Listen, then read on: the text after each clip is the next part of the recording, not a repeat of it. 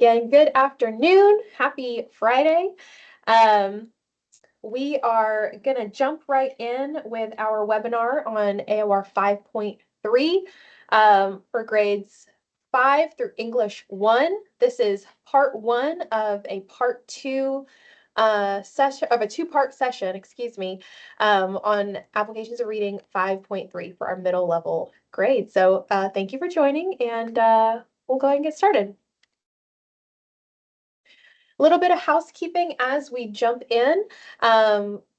First off, some introductions. Hello. For those of you who have not had a chance to meet, my name is Casey Prince Harvey, and I work at the South Carolina Department of Education in the Office of Assessment and Standards on the standards side. I support all of our content areas on their standards review, revision, and approval, but I work particularly closely with our ELA team because my background is teaching high school English. And I am joined by my awesome ELA colleagues. I have Mandy Hawker, who is our elementary ELA education associate on the standard side, and then Brenna McCormick, who is our secondary ELA education associate on the standard side. And we are your ELA team here to support your work around the ELA standards. But I want to take a second to see who is here with us on this lovely Friday afternoon. And I'm going to frame it around something that is kind of distracting me right now. So I'll just go ahead and say it. The opening ceremony for the Olympics is going on right now. It started at 1:30, and I'm really sad because I want to watch it. It's one of my favorite things to watch every single iteration. So I would love to hear not only who you are and where you're coming to us from, but do you watch the Olympics? Do you have a favorite event that you watch? Are you a summer or winter Olympics kind of person? Could task switch, yes. Maybe I should have framed this whole session around the Olympics because it's what's on my mind. But drop in the chat who is here with us, and do you watch the Olympics? Are you uh, looking out for some specific events? Or you may be a Winter Olympics person. I know one of my good friends is more of a Winter Olympics person. She's from Calgary, and they hosted the Olympics there at one point, the Winter Olympics, and they basically shut down the whole city. They got to go see a whole bunch of different events. Um, so I'm a little bit jealous. I don't know that we're going to ever have the Olympics come to Columbia, South Carolina. Um, let's see. Love watching gymnastics. Oh my gosh, absolutely. Gymnastics team is always top tier. And then ice skating in the winter. Oh, for sure. Um, let's see. Love to watch it all. Let's see. Even talk your husband into getting the Peacock subscription so you could watch it. Yeah. Oh, basketball too. I didn't mention basketball, but I love watching basketball during the Olympics. And then opening ceremony, point blank period is such an event. I love the different ways that each of the different host cities puts on the event, and the music and just the spectacle of it all. Um, I'm just taking a look back through. Oh, okay, Emily, I see you said you're a big Little League World Series fan in the summers. Oh yeah, that's fun too. Um, did I see also that is it skateboarding is a part is it skateboarding an Olympic ceremony or an Olympic event now? Break dancing. I saw breakdancing is too. I saw your comment. But I swear there was it in the last few years that they made Skateboarding's skateboarding pretty an event hard. too? I know. I think karate's an Olympic sport now. Lots of good stuff. And I don't know what it is. Every 4 years, I've suddenly become an expert in something really obscure, some sort of event that I don't know anything about except for that one week over those 4 years. So, especially the Winter Olympics, there's some interesting events there. So very nice. Glad to see I've got some like-minded people. If you had the love the camaraderie, yeah. Um, if you happen to have the opening ceremony on in the background during this webinar, I would not judge you at all. And if something good happens, make sure to let me know before I have to go back and look it up on Twitter or something. All right, well, very good. We'll keep it moving. Next thing, along with our introductions, is your landing page and the attendance. Mandy, don't even get me started on Celine Dion singing at the opening ceremony. I am beside myself.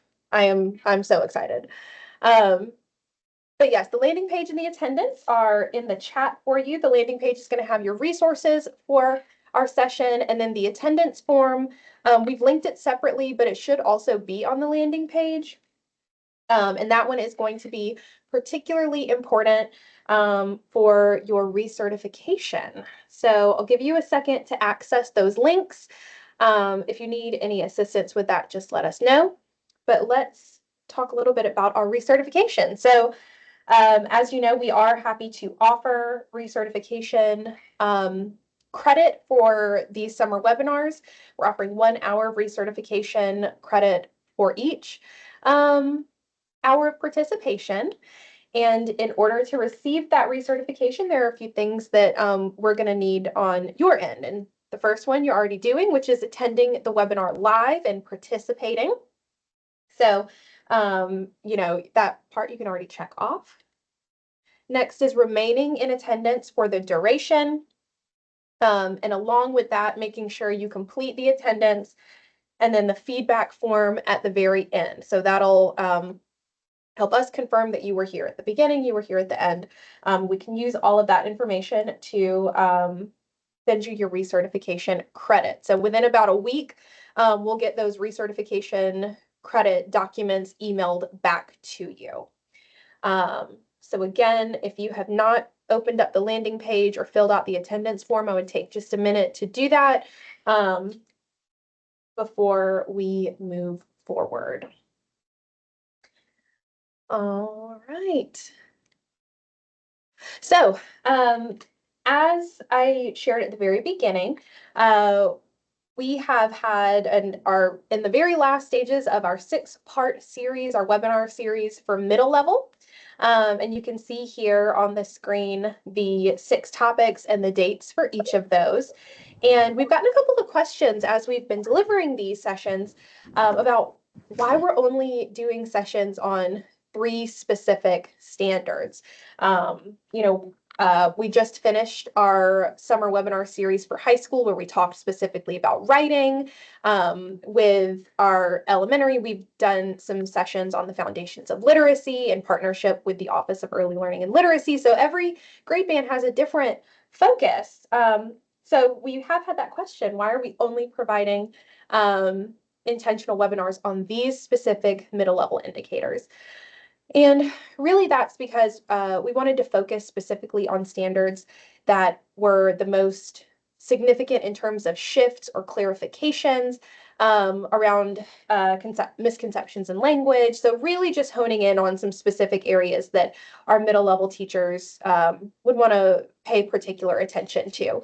Now, of course, that, things will change as we move into the fall and the spring, and we'll have some different topics that we're talking about. But for our purposes, for this 6-part series, we're focusing on these 3 standards. So this session is in 2 parts. There are 6 sessions, 3 standards. So each of those standards gets a 2-part session. So today's session is going to be the overview of application of reading 5.3.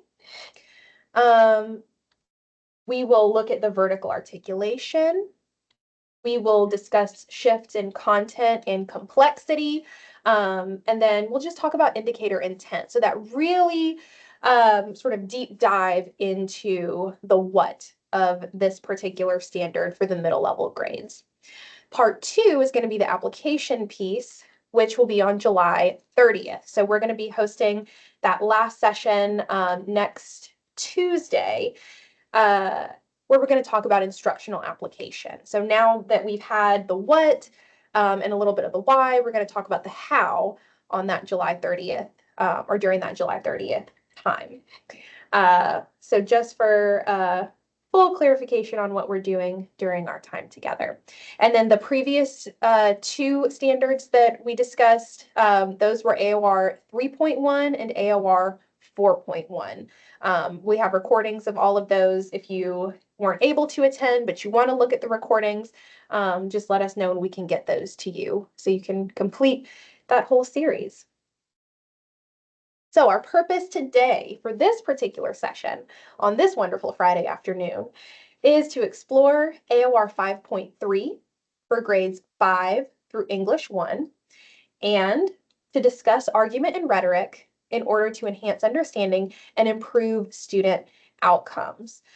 So as always, if this is our purpose for this time together, then what is your why?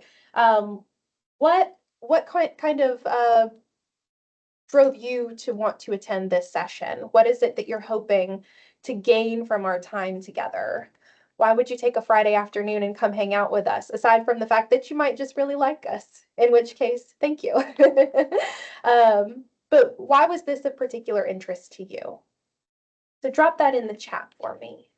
I'd love to hear where everyone is coming from on this one. So maybe the content is new for you. Maybe you're teaching a grade level for the first time.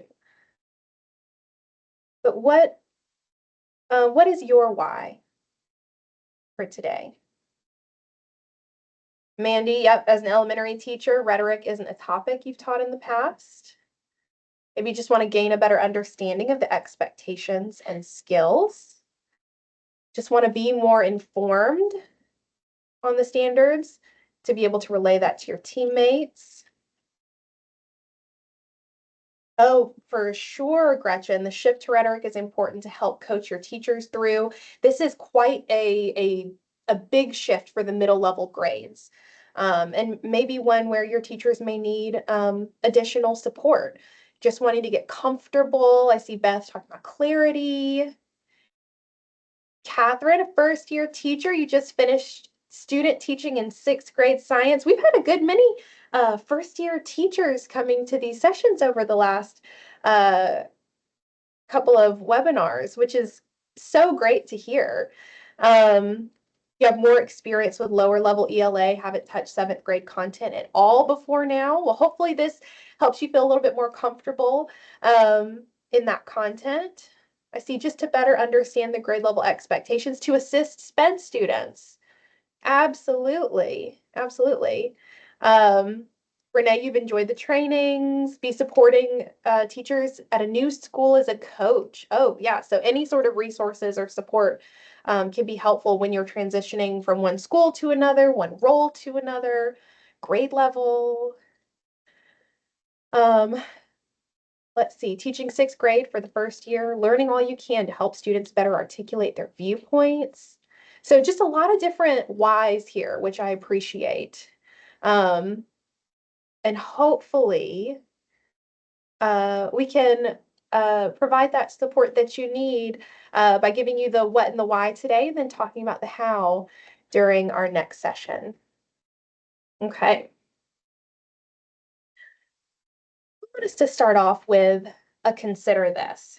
And this is from a book called Teaching Arguments by Jennifer Fletcher. And it says, once learned, threshold concepts are difficult to unlearn because they transform the way we think about our subject matter and sometimes our world.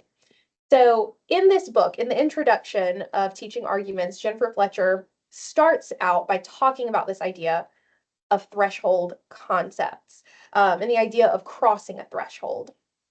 So she talks about threshold concepts as these ideas or concepts that push us past our zone of proximal development, right? It's a little bit uncomfortable to push us past that threshold concept. And she calls it both a stumbling block and a point of no return, because once you've got it, you've got it, right? It's that game changer, light bulb moment concept that just shifts your thinking. And I want us to consider that idea of the threshold concept through the topic of rhetoric.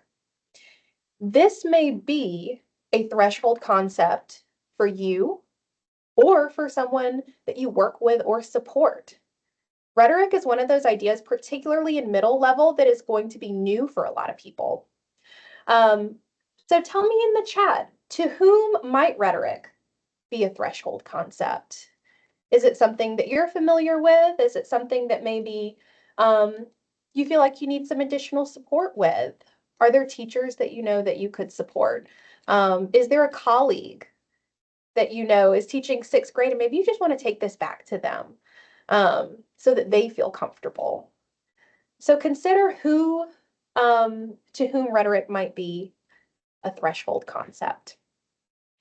And regardless of who that is, my goal for today is to give you the tools to move yourself and others just a step closer to that threshold, right? Whether it's to make you feel more comfortable and more equipped, or to give you the tools to be able to support someone else.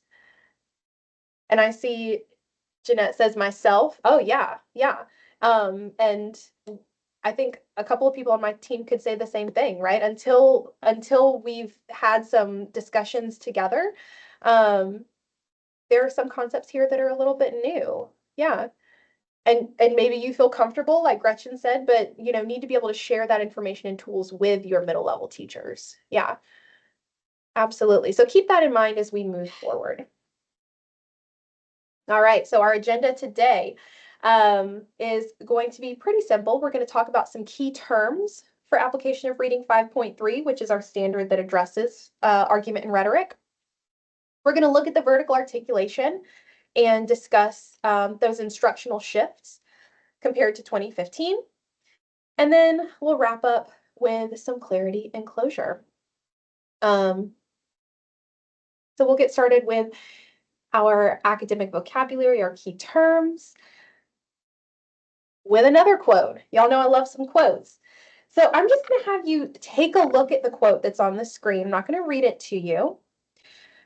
But as you take a look, drop in the chat what your thoughts are on this quote and the role of academic language in instruction. So what are your thoughts on this quote and the role of academic language in instruction?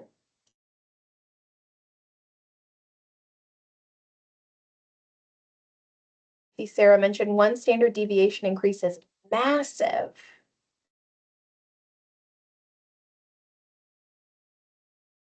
Obviously important. Give you a second to read and respond.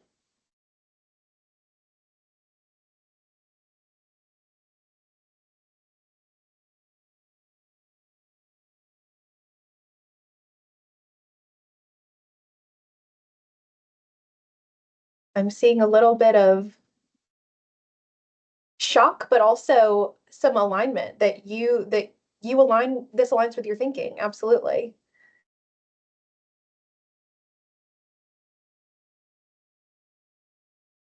It aligns with what we know about children being read to and talked to in early ages. And imagine if we're all using the same language. Absolutely. So it's perfect that you mentioned that, Jessica, because for some of you, you were with us this morning. For others, you may not have been, but we hosted a webinar earlier today that focused on the subtle differences, not only between our 2015 and 2024 standards, but also the subtle differences between grade level expectations when we look at those standards vertically. And one area of focus during that time was the importance of academic language and students having experience not only with the language of the grade level indicators, but also the intent of that language, right? Hopefully, as we look at key terms and we discuss the intent of that language, it helps to support teachers across our state and also students, right? That when we talk about perspective or we talk about rhetoric in Somerville, that it means the same thing as in Greenville as it does in Kershaw County, right? There's that alignment of language and students having access to the academic language. So it's really important that we as teachers and educators understand that language and the intent so we can convey it to our students. So keep this in mind as we go into the grade level language for AOR 5.3. And we're going to do that through our vertical articulation. So we're going to drop the vertical articulation just for application of reading 5.3 in the chat. And if you've not had a chance to look at the vertical articulation before, what this does is it takes the standard and it puts it in a K through English 4 vertical format. So we can see how the skill is introduced in kindergarten and how the learning progresses up through English 4 to get us to our end goal. You will also see that there are some terms in bold in some of the grade levels. That means that that is the first time that that content or skill is introduced. So that's new in that standard at that grade level. All right, so we'll drop it in the chat and we'll take about 3 minutes. And as we do, what I want you to do is consider what key terms within that vertical articulation are essential to application of reading 5.3 across the grade levels. What key terms stand out to you as being essential for this standard? Okay, put 3 minutes on the clock so you can take a good look and then drop your thoughts in the chat.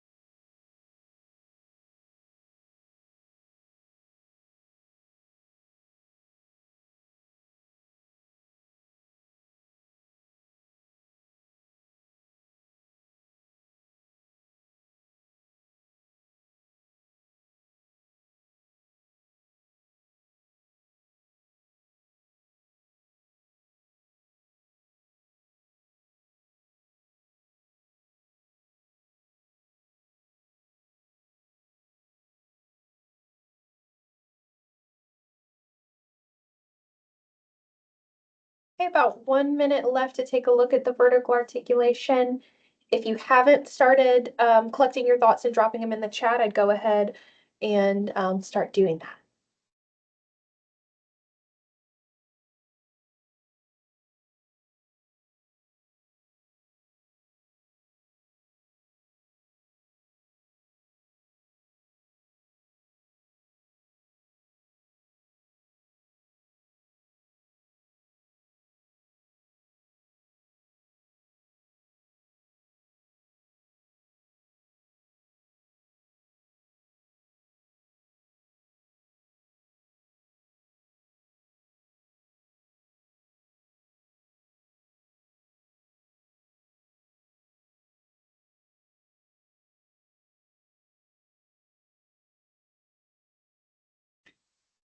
All right. So that's gonna conclude our 3 minutes. I'm just taking a look back through the chat, and I'm appreciating that some of you are pulling out some of the verbs that go along with our standards. So what is the rigor or the skill? But then some of you are also pulling out some of that content language, and we are going to talk about both of those pieces as we move through. So some of you are pointing out how we're starting with identification in our early grades. Eventually, we're moving on with the end goal being evaluating and critiquing. I'm also seeing some of you pulling out language like reasoning, validity, the idea that once they move into high school, they're looking at multiple arguments, reason, claim, what does it mean to trace? Sixth grade, some of you are pointing out particularly with types of reasoning, ethos, pathos, and logos as your rhetorical appeals. There's a lot that's in bold there. And again, so many of you have pulled out those bolded words because we know those are going to be new at those particular grade levels. So very good, very good. I'm going to zoom us in particularly on our elementary and middle level grades to talk about some of those key terms. All right, let's get us, hold on. There we go. All right. Starting with our elementary grades, with what students already know or what they will already have exposure to by the time they come to the middle level grades, right? We know that things don't exist in isolation, right? That's why we have that vertical progression to get us to where we need to go and to have connection between those grades. So let's take a look at what language and terminology students will have accessed from kindergarten through fourth grade, and then we'll move into the middle level grades. So in kindergarten, students are introduced to opinion. And then in first grade, moving into facts and topic. They're going to learn about reasons in second grade. Third grade, they'll be introduced to the term claim. And then in fourth grade, they're going to learn about evidence. So as we think about what students have learned kindergarten through fourth grade before they start transitioning into that middle level, how do you think those terms will support the learning in later grades? Why would it be important for students to have access to this language before we move into the middle level grades and start doing that deeper dive into rhetoric? Take a moment, think about it, drop it in the chat.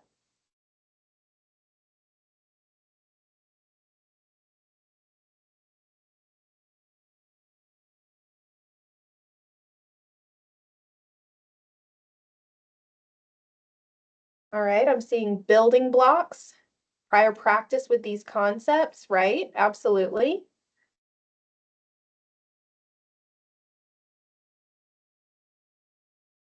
They need these to build on the higher concepts. Students should have basic working knowledge. Rhetoric in general is very complex. Yeah. So first off, I think looking at the vertical progression is really important because we want to see what came before our level, right?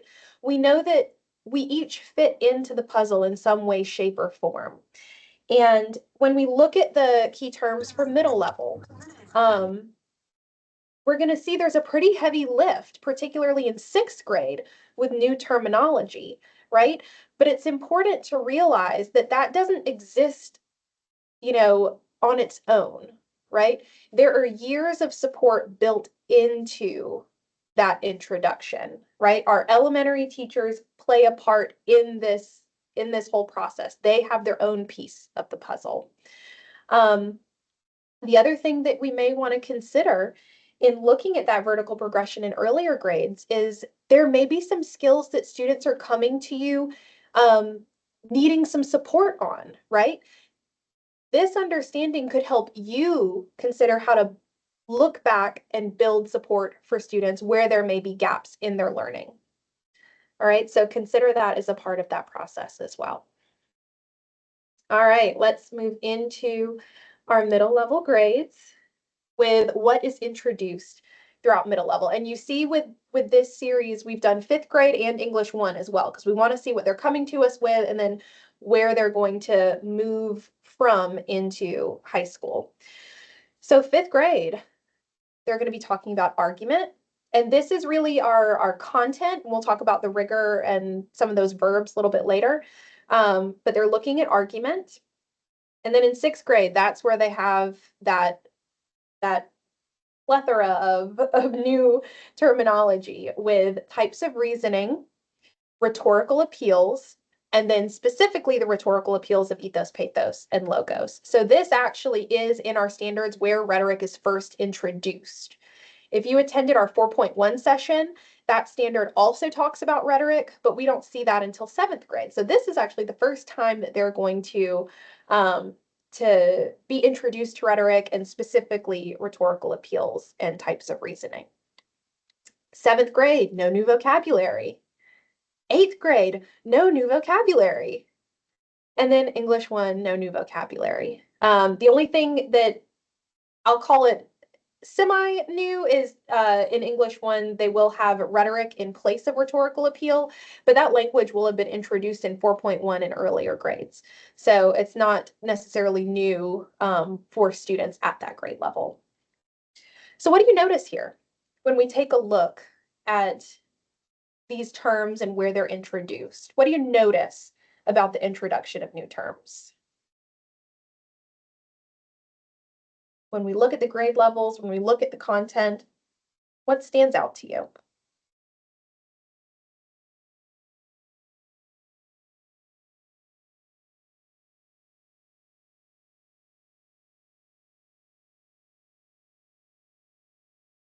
It should all be in place by 6th grade. When we look at this, what does this mean for the 6th grade teacher? Groundwork should be done step by step, then practice. There are shift in verbs, yes, and we'll get to that with the progression. Argument provides the foundation. The use of rhetoric builds the mansion. What a great way of thinking about that, Vanessa. Absolutely. There's time to build on the rhetorical appeals in middle grades, right? We keep saying go deeper, not wider, right? This is the opportunity to really go in depth and for that rigor to increase over those grade levels. But yes, Renee, it is a heavy lift for 6th grade. Yes, there's a lot of language that will be new for students at that grade level. And because this is shifting this year with our new standards and moving into implementation, that's where the vertical progression is going to be so important, right? That's why we want to look back at those previous grades and to look at something, Cassandra, like you've asked, something like the crosswalk between our 2015 and our 2024 standards. So we have an idea of where there might be alignment, but also where there might be some gaps that we may need to fill through instruction. Yes. And even though it is a heavy lift in terms of content or terms for our 6th grade teachers to know, one thing that I want to point out here and we'll talk about later is all they are doing at 6th grade is identifying this information. They're identifying, so they won't move into a higher cognitive complexity until later grades. But yes, it's key to understand all this in order to plan your instruction. We're going to take a closer look at some of the language that I just pulled out. So when we look at particularly 5th grade through English 1, the newly introduced key terms are reasoning, rhetorical appeal, and then ethos, pathos, logos. And then I've got argument as well for 5th grade. And what I've done here is I've pulled the definitions from the glossary, and I want you to just take a moment to look at these first 3. We have another slide after this that'll have the next 3, but take a look at argument, reasoning, and rhetorical appeal, knowing that students will learn about argument in 5th grade and then reasoning and rhetorical appeal in 6th grade. What draws your attention? Are there key words or phrases that maybe if you're providing that instruction, oh, I need to focus in on that. I need to make sure my students have a clear understanding of X, Y, or Z. So drop in the chat anything from these definitions that draws your attention or that you feel like you might need to pay special attention to.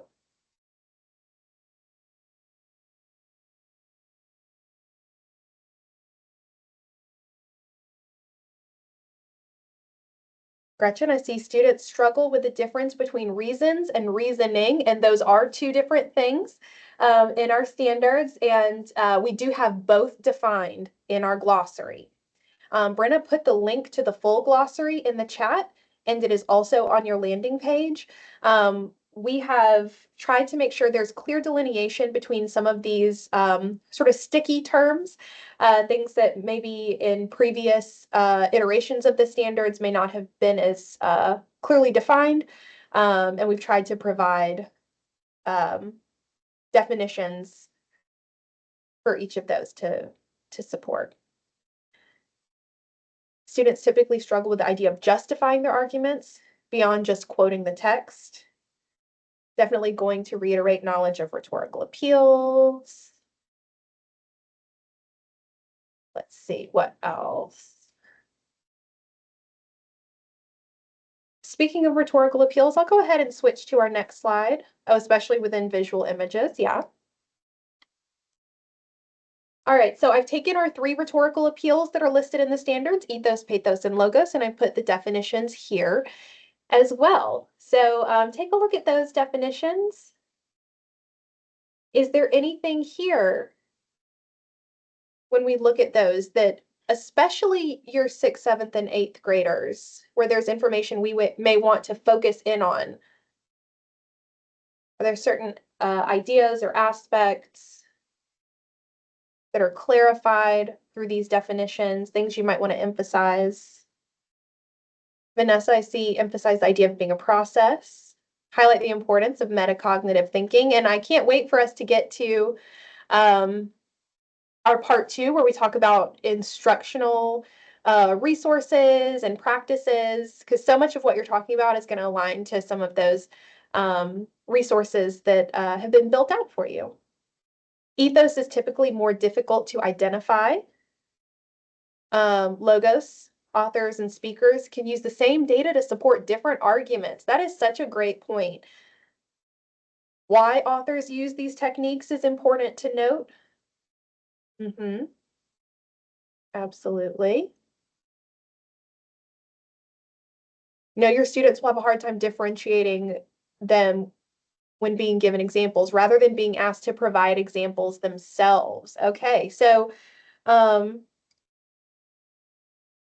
absolutely. And that may depend on where your starting point is in your instruction, right? Whether you're starting with examples for them to identify or whether you're asking them to activate prior knowledge or use research to provide their own.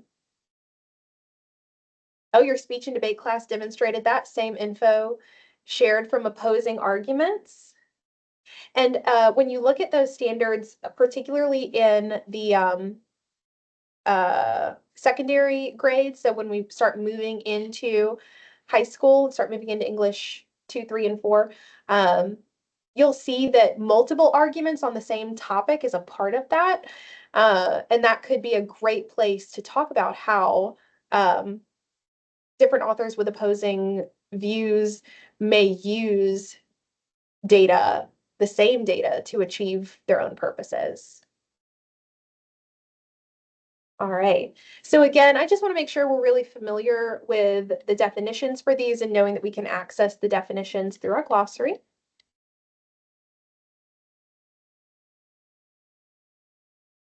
And we'll close out this section just talking about those key terms using a respond, read, and reply. So this is what we like to call our virtual turn and talk. And what I'm going to do is give you a question. You're going to respond to it in the chat. And then after about a minute, I want you to read through some of the answers and then reply to one person's response. Okay, so you're going to answer, you're going to look at someone else's answer, and then you're going to reply to their response. Okay, so our question is, why is it important to fully and clearly understand the key terms in your indicators? So take a moment, respond in the chat, and then I'll have you look at someone else's response and reply.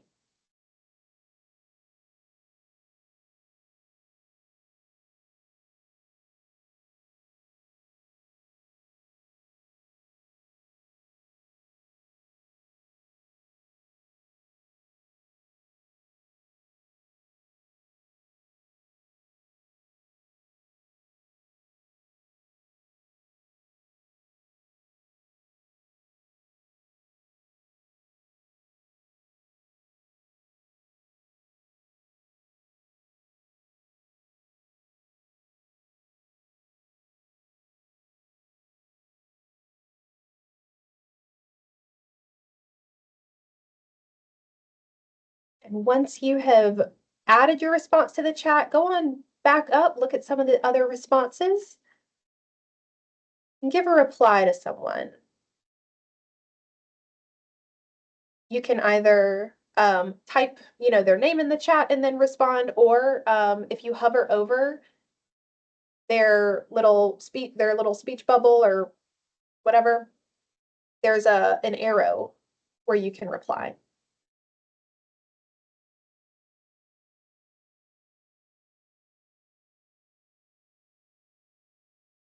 And I'm just taking a look. I'm trying not to comment on anyone's because I want y'all to comment on one another's, but I'm seeing some really good reflections so far.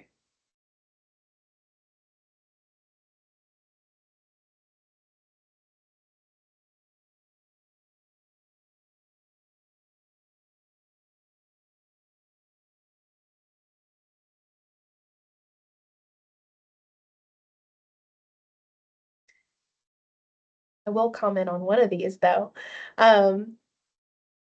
Again, in our earlier webinar today, we talked about the scenario of getting a speeding ticket, right? You get pulled over and you get a speeding ticket, and the speed limit wasn't very clearly visible to you, right? So, or you might think you're going the speed limit, but they could pull you over and give you a ticket and say, no, actually, speed limit is such and such.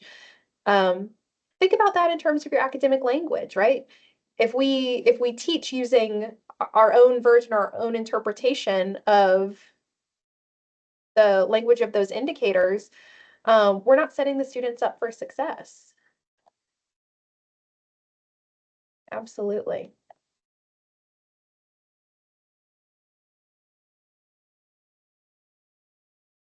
Oh, I see. Emily, you said you've been put into a math class or two in your day to cover, and it's very difficult to teach a math concept that you don't have a firm grasp of yourself, right? We want to make sure we're equipped and have a firm understanding, and not just to support across the state so there's a clear understanding, but even classroom to classroom, right? If I interpret perspective as being this and the person next to me or down the hall interprets it as being something totally different because we're not looking at the same resources or having the same discussions, then our students aren't going to be equipped to be successful. Absolutely. All right. How could this practice impact your planning, instruction, or classroom assessment? If you haven't thought about it already, or if you didn't already put that in your response, how do you think this practice of making sure we have a clear understanding of our key terms, we're using resources like the glossary, how could that impact your planning, your instruction, or your classroom assessment?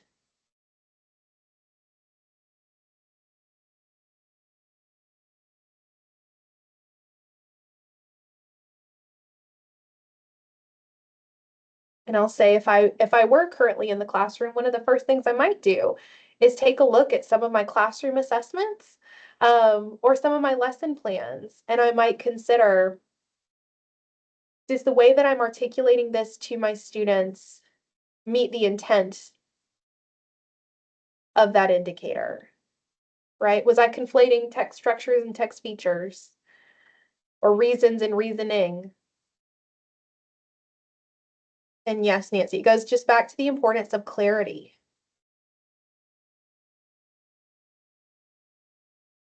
Going to change the order of your planning. Start by reviewing all the terms and the indicators, then plan your assessments and then your lessons. Oh, that's a really good point. Yeah.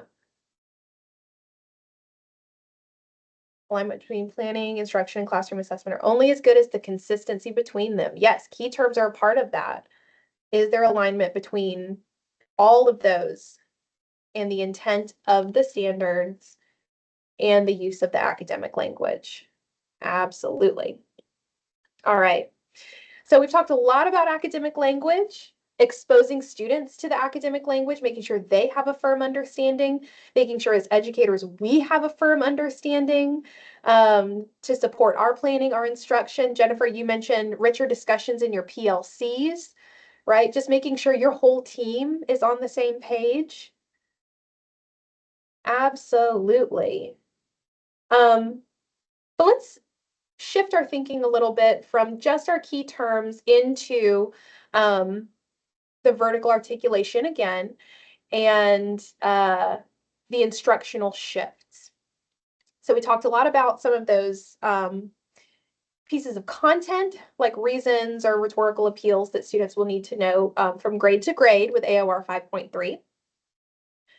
But I want us to go back into the vertical articulation again for 3 minutes, but instead of looking at the key terms, I want you to focus in on those middle level grades and think about what the expectation is for your grade level, but then the grade level before and the grade level after. So not just the terms, but the expectation. All right, consider again that cognitive complexity. If we're talking about ethos, pathos, logos, what are students doing with that in your grade level? How does that support the grade level to come? How did the grade level before yours support that learning? So 3 minutes just to look at that vertical progression, look at where you're at, look a little bit before, look a little bit behind, consider what those expectations are. Drop your thoughts in the chat.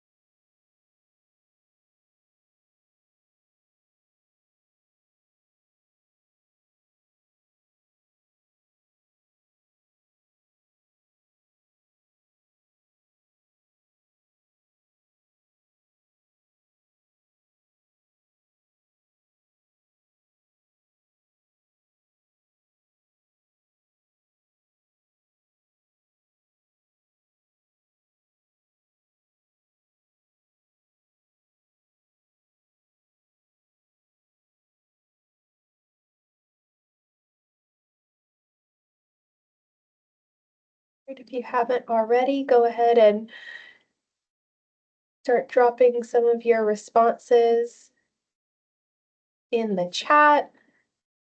And again, start with the grade that you primarily serve or work with. Consider what that expectation is, but then also what comes before, and then how is it going to support what comes after?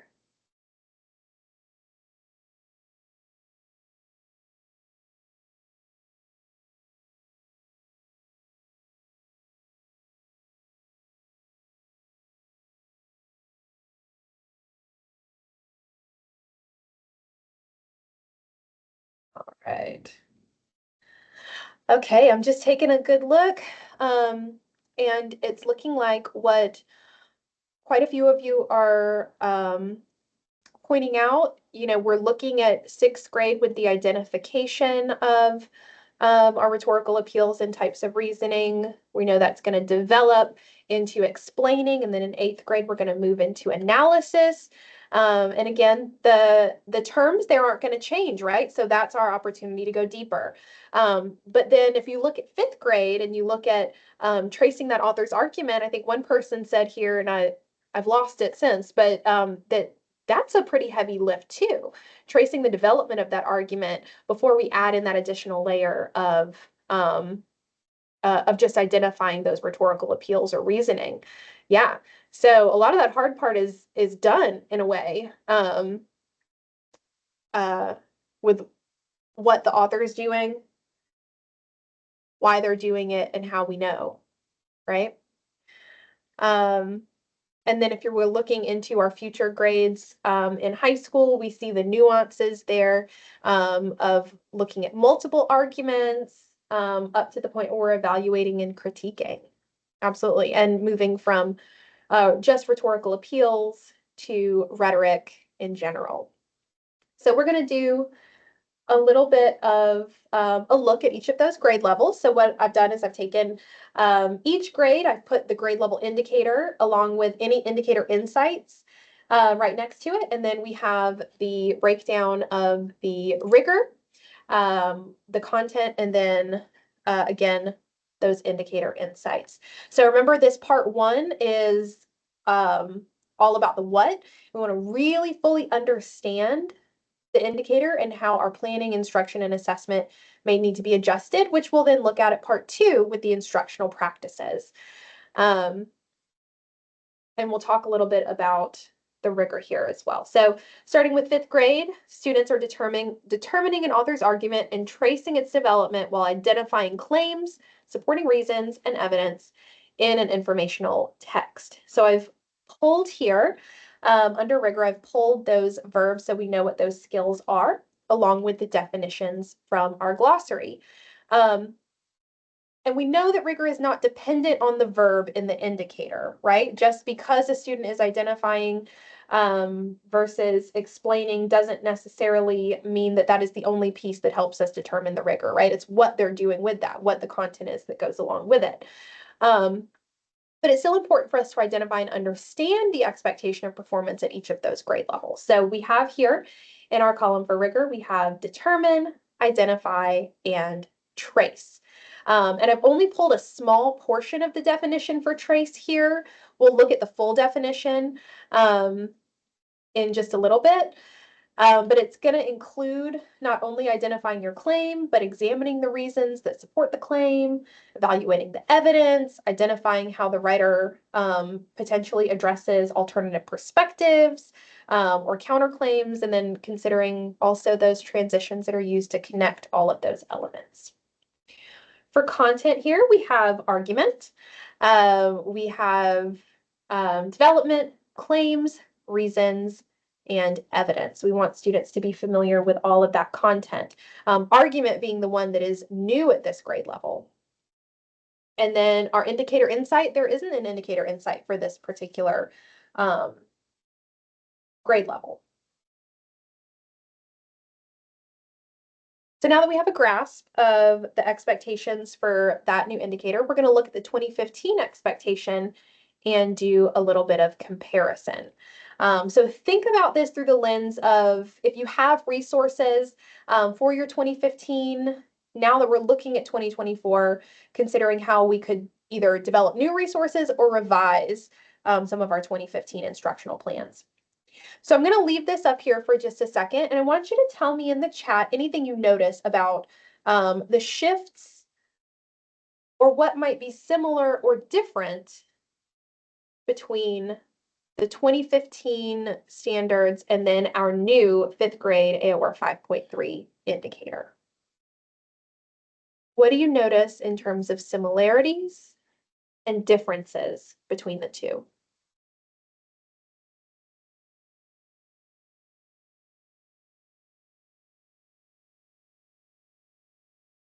Drop those in the chat.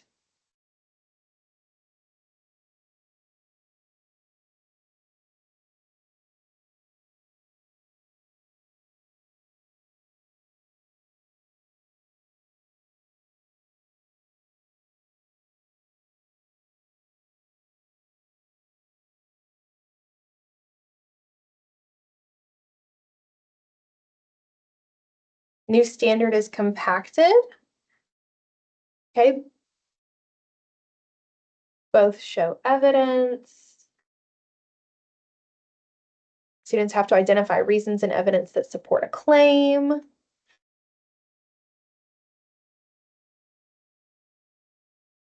Alrighty.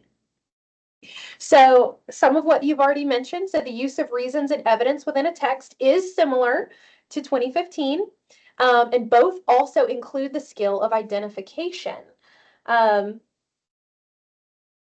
in some slightly different ways.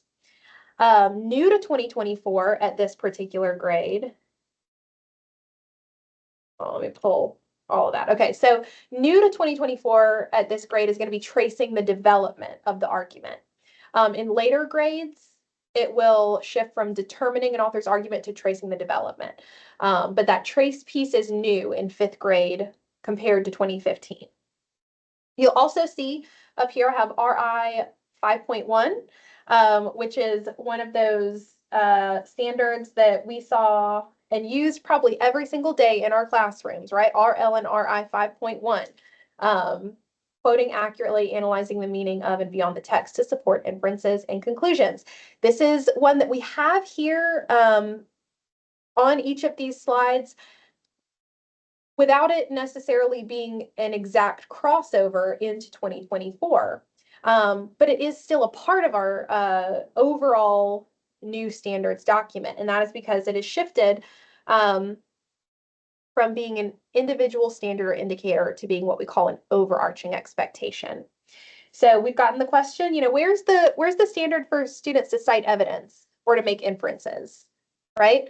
I had RLRI 5.1 on my board every day. What's the equivalent, right? And you're not necessarily going to see an exact equivalent in 2024 because our overarching expectations, which we see right here, there are 6 of them, are kind of just the business of ELA. They're what we do on a daily basis in an ELA classroom.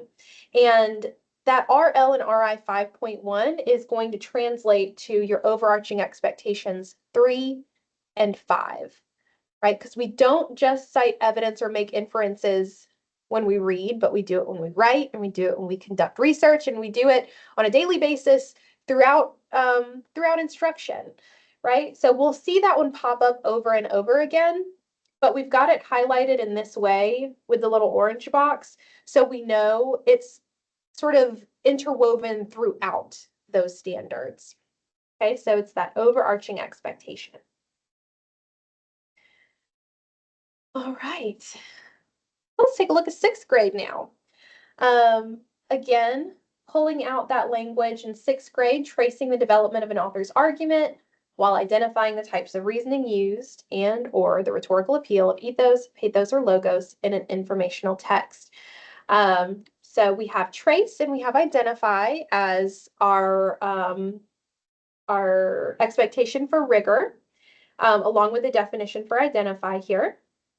For our content, we've pulled out the language that we've already discussed, right? Argument, and then reasoning, rhetorical appeal, and then ethos, pathos, logos would be the content that your 6th grade students would need to be familiar with. We also have an indicator insight that recommends referring to our rhetoric support document. And we have up there as well that the types of reasoning within our standards are inductive, deductive, and causal reasoning.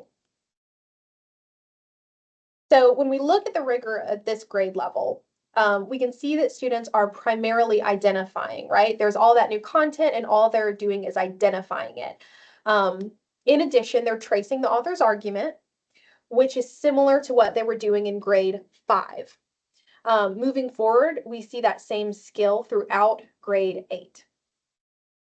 And I want to pull up here for a second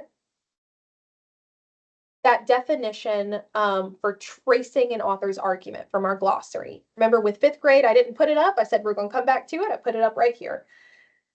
Take a moment to look at this. What do you notice about the components of this skill? When we look at this, with tracing an author's argument, what draws your attention?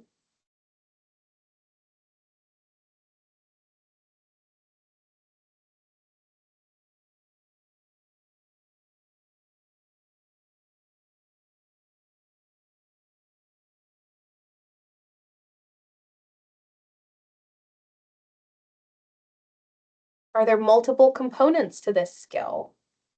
Following clues on a path, claims, reasons, evidence, reasoning. A lot of action and analysis involved in that single verb. Yes, yes. So consider that, right? They started tracing the argument in 5th grade. They're going to trace the argument all the way up through 8th grade, right? But look at all of the different components in that one skill. That is a lot, right? So it's important that students take their time and teachers take their time over those grade levels to ensure clear understanding and mastery of each of those components, right? And they're developmentally appropriate. Yeah. So consider the new content that was introduced at this grade level, right? We have more content introduced in 6th grade than we do in any of those other grade levels for middle level. It's quite a heavy lift in terms of new vocab and content. But keep in mind that the intention is only to identify, and the rigor is going to increase in addition to that tracing piece, which they'll continue to refine over the next few grades. All right, let me pull up here our 2015 compared to our 2024. What we'll see, yes, 6 explicitly teaches types of reasoning. I'm so glad that you mentioned that. So tracing an author's argument is not new at this level for 2015. We see, in 5th grade it was, but we do see tracing the argument in 6th grade here. However, the incorporation of specific rhetorical concepts, so appeals and reasoning, is new, right? That is new language and expectation for students compared to 2015. So that may be new for teachers as well, who are supporting and providing instruction at this level. They may not have experience with that content. So we'll circle back in just a little bit on how we can support our teachers through resources specific to that new content. But what else do you notice? If we look at similarities and differences for this particular level, what looks the same? What looks different? Beth, yes, there is a crosswalk. We have a 2015 or 2024 to 2015 crosswalk that Brenna's going to drop in the chat for you. That is on our instructional resources page as well. So it's a great starting point if you're trying to build some bridges. Absolutely. All right. So again, trace, argument, all of those are new. Or all the same, sorry. Reasoning, rhetorical appeals, different. We see reasons listed in 2015. And like we said earlier, reasons and reasoning are 2 different things and separately defined in our glossary. Okay. Look at 7th grade. Trace the development of an author's argument while explaining the types of reasoning and or the rhetorical appeal of ethos, pathos, or logos in an informational text. Then we have our indicator insights to refer to the rhetoric support document. And then again, that the types of reasoning in our standards are inductive, deductive, and causal. So pulling out the rigor here, students are continuing to trace the development of the author's argument, but we've moved now from identifying in 6th grade to explaining, like many of you mentioned. So then we look at our content. It's going to be the same as 6th grade. Why is it important to notice those 2 different things? That we're shifting from identifying to explaining, and that the content is not new. Why would it be important to note that?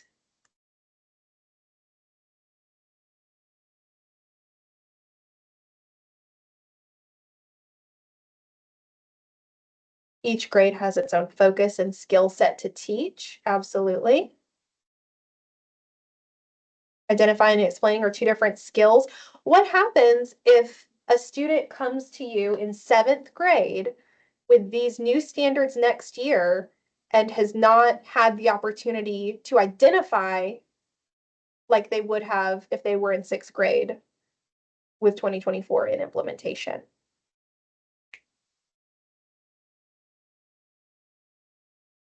connections for students and push their rigor. Yeah, this is the opportunity to scaffold. Absolutely. We want to know what came before. Because it not only supports where we're going to go with our instruction moving forward, but also if we need to take a step back and provide support for students in that particular area, we know what was there, right? We know what was required. Yeah, gives us an opportunity to review, reteach where necessary. Yes, and we actually have a similar description or kind of paragraph in our explanation of strands within our standards document. Yeah, using that vertical progression to go back and reteach if there are some gaps. Absolutely. And then again, our rhetoric support document as a place where teachers can go for support on some of these specific concepts that are new to 2024. All right. Again, taking a look at 2015 compared to our 2024, what looks similar and what looks different?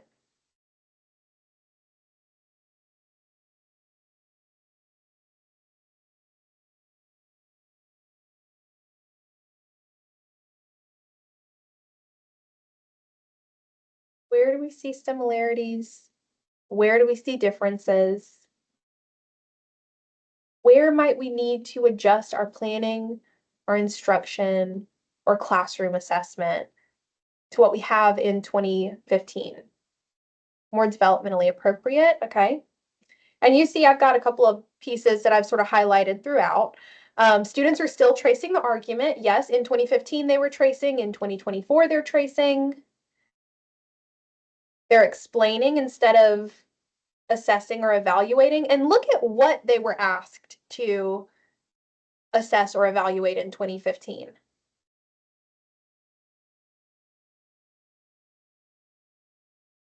Because it's different, right? If we look in 2015, they were evaluating the argument and the specific claims, right? But what we're looking at in 2024 is the development of the author's argument and the types of reasoning or rhetorical appeals, right? It's not so much the what, but the how. Specifically names the types of reasoning. Bingo, Emily. So I pointed that out. I put that in yellow because yes, the language is similar, but there are some differences. So in 2015, they're assessing whether the reasoning is sound. But in 2024, they're explaining the types of reasoning. So there is specificity in that inductive, deductive, and causal that's in the indicator insight, as opposed to reasoning in general, right? There's a much broader sort of statement in 2015. And then again, citing our evidence is embedded throughout these standards through our overarching expectations. We move on to 8th grade. We're tracing the development of an author's argument while analyzing the types of reasoning and or rhetorical appeals used in an informational text. Trace and analyze are going to be our two verbs that I'm pulling out here. You see, I didn't put the definitions up for either. We looked at the definition for trace, and that was quite a heavy lift, as you noticed. And then we'll talk about analysis too, because that's one where there are some big components we'll want to pay attention to. For content, same as before. Argument, reasoning, rhetorical appeal, ethos, pathos, logos. Our indicator insight still telling us to take a look at the rhetoric support document, and it's listing those 3 types of reasoning that students are going to want to know for this standard. So I'm pulling up here the definition for analyze from our glossary. And I want you to just take a quick look at it. You don't need to respond to anything, but I just want you to take a look at those components similar to tracing an author's argument, right? There are multiple pieces and parts all in that one verb when we're asking students to analyze. So they're a culmination of a variety of skills and content. Think about that shift and focusing on increasing the rigor instead of introducing new content.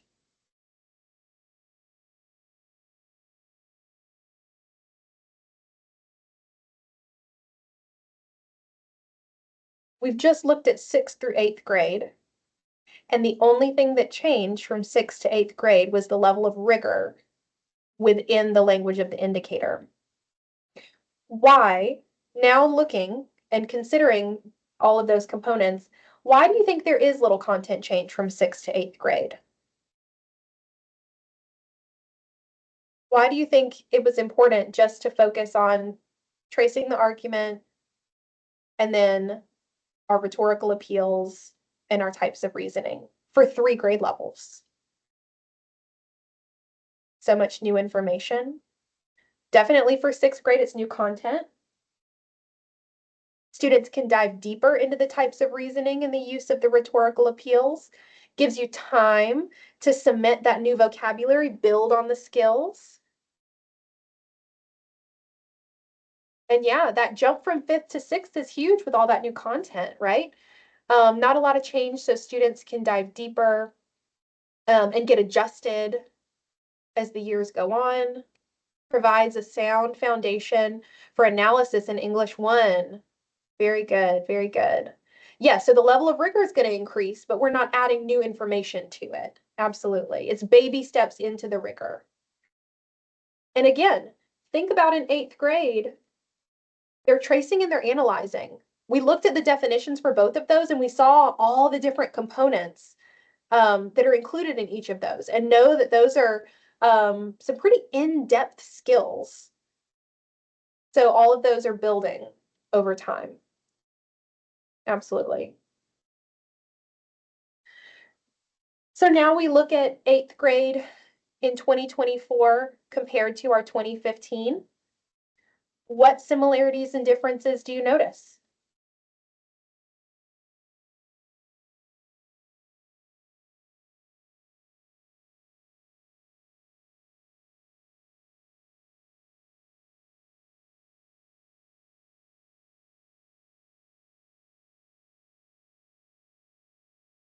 So where do we see similarities? Where do we see differences? Where do we see things that look a little bit similar, but not exactly?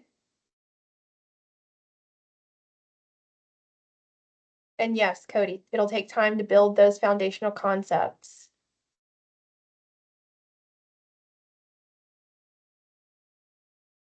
So just taking a look, a couple of things that may look different compared to 2015. Tracing is no longer a part of the 2015 standard, but it continues to be a part of the 2024 because we want to go deep. They're analyzing the types of reasoning, so they've moved from identifying to explaining to then analyzing. Yeah, when we look at, and it's not so much that like that evidence piece, it's not so much that relevance or irrelevance won't come up. But consider as grade levels progress, when we look at the effectiveness of the arguments, or when we're evaluating, that those pieces will sort of be combined in there. But I also want you to look at all of those different things that they were doing in 8th grade with 11.2. So analyze and evaluate the argument and specific claims in a text, assessing whether the reasoning is sound and the evidence is relevant and sufficient, recognize when irrelevant evidence introduced. That's a lot all in one standard, right? Or really one grade level indicator. So you're going to see a much more concise and much more specific indicator in 2024. Yeah, and Jennifer, I'm looking at that one and I'm thinking, what would that have looked like in instruction? It might have had to have been a piece and a piece and a piece. Yeah. Cassandra, the clear consistency in language from one grade level to the next, so it's building. Absolutely. And then that reasoning piece, like we mentioned in the last couple of slides that reasoning was more broad in 2015, right? Whether the reasoning is sound. But in 2024, we're looking specifically at the types of reasoning and those three that are listed in the indicator insights. All right, English 1. So English 1 is going to be a little bit different. Students are moving into those high school courses, those Carnegie units, and they're analyzing an author's argument while evaluating the effectiveness of the types of reasoning and or the rhetoric used in an informational text. This one's a little bit of a shift, right? So they were tracing that development, but now they're moving into analyzing the argument and they're evaluating that effectiveness. Our content is going to be somewhat similar, but a little bit different. So we've got argument, we have effectiveness, reasoning, and rhetoric. And then indicator insight is going to talk about the rhetoric support document and those types of reasoning. So we have the reminder of what those three are. But I want us to pause for a second. If we're asking students to evaluate the effectiveness of reasoning and or rhetoric, what does that mean? What does it mean when we say effectiveness? What is your interpretation of that?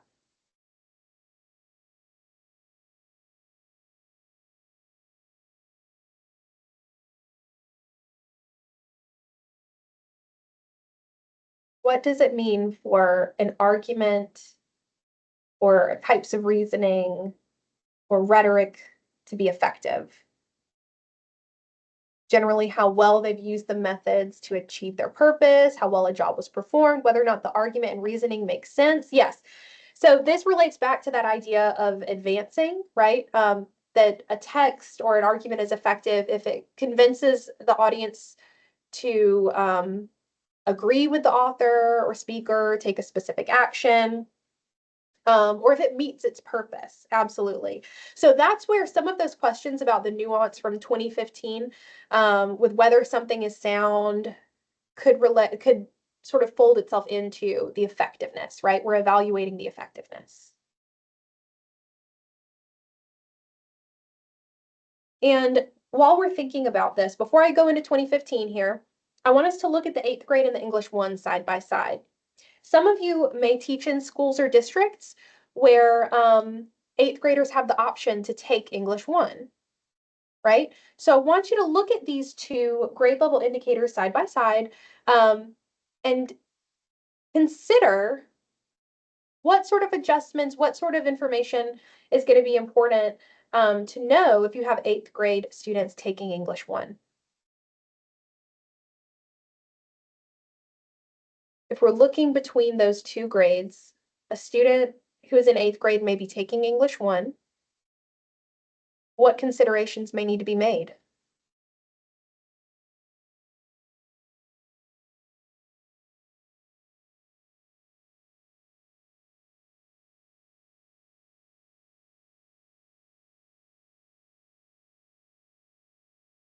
Students would not have practice with analysis unless there are vertical conversations. Yes, we don't want students to skip any skills or content, right? We don't want them to miss anything. Shift in rigor from tracing to analyzing the argument, evaluating the effectiveness of reasoning. So again, just that reminder to if you do have students who are taking English 1 as 8th graders, to look at that vertical progression and have some conversations and use that to inform your planning. Some will struggle with effectiveness as it is not had the amount of practice. Right. Maybe you need to, think about some of those skills that are in the 8th grade indicator and how you might scaffold those into your instruction before shifting into the English 1 indicator. The same way we might, if a student comes to 7th grade with some of the 6th grade skills not fully mastered. All right. Last but not least here, we have English 1 2024 compared to 2015. Again, where do you see similarities? Where do you see differences? And this one's going to look a little bit different. There's something here that wasn't in some of the previous grades.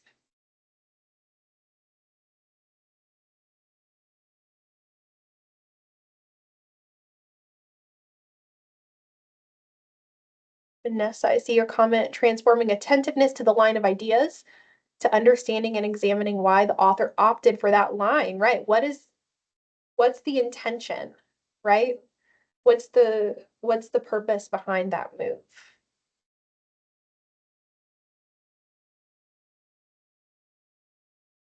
So one thing that you may note when you look at this particular slide, and particularly the difference between this slide and the previous grades with the crosswalk, is that we've now included this RI 10.1, which we didn't have in those previous grades. And that is because we see that piece there about analyzing how an author uses rhetoric to advance. Now, in that case, they're advancing a point of view or purpose, whereas we're looking here at the rhetoric used in general, right, and its effectiveness.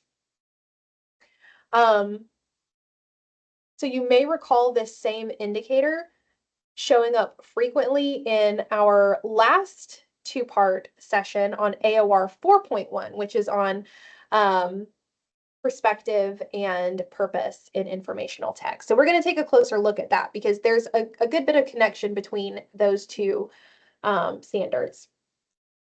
So these are both 2024 standards. The one on the left is AOR 4.1. And then on the right side, we have 5.3, which is the one that we've been looking at. And these are both English 1. What similarities do you notice between these two?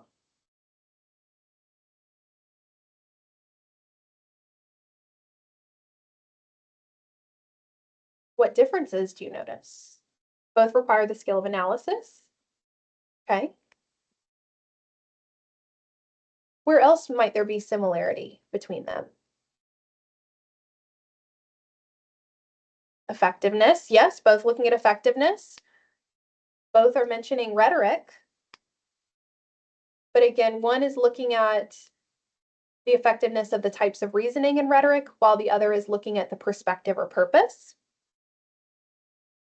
How could you intentionally connect these indicators in your planning and instruction? If we know there are similarities between them, are there ways that they could be intentionally connected in your planning and instruction? Yeah, absolutely. And when we talk about the instruction piece on the 30th, there are going to be a couple of examples where we have taken these two and taken things that we might have seen with 4.1 and adjusted them for 5.3. Because we don't necessarily need to have a separate lesson, a separate topic, a separate text for every single indicator that we teach, right? If we know there are connections between them, we can intentionally pull them together so that the instruction is meaningful. Okay. And why does that matter? Well, let's do a little sneak peek at our high school courses, right? So once students are going to enter high school, they're going to kind of shift in terms of the complexity. So the skills are going to increase from evaluating the effectiveness of reasoning and rhetoric to then comparing and then evaluating and critiquing multiple arguments. Which allows high school teachers to dive more into nuanced instruction, right? In 2015, rhetoric was officially sort of introduced in English 1. Now we're seeing it in 6th grade. So those high school teachers are able to go a little bit deeper, right? They'll have more exposure to content and skills in the earlier grades so they can do that deep, not wide. And it also provides an opportunity for students to gain confidence in their knowledge of rhetoric. And they could even be more willing to take an academic risk, when they get into high school and take a course like AP Lang, which is all about rhetoric. But think about why else this matters. And Jennifer, you're kind of on to what I'm thinking. Why would these skills, so that understanding of rhetoric, be important for college, career, military, and life readiness? Why would it be important for students to have these skills and to start building them at an early age?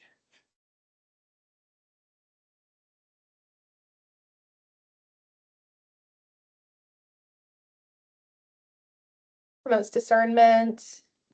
Think about the amount of exposure to social media students have at an early age. Think about commercials and advertisements Think about when they leave the high school setting and have to buy their first car, take out a loan.